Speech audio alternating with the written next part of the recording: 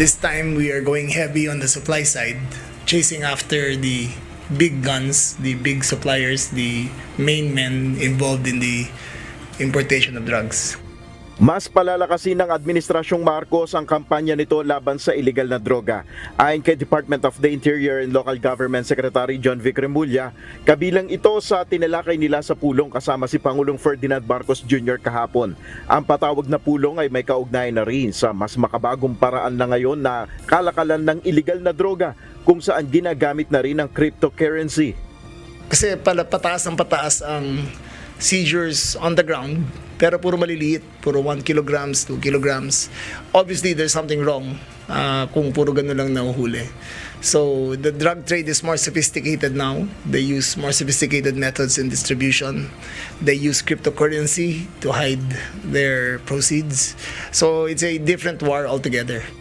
Sa pulong naman na naganap ngayong araw kasama ang ilang law enforcement agency, natuklasan na talamak pa rin ang illegal drug trade sa New Bilibid Prison. The meeting was between SOJ, the Chief PNP, and the Chief ng PIDEA. Sila nag-usap po tungkol sa number one source ng drug trade is apparently still inside Muntinlupa Jail.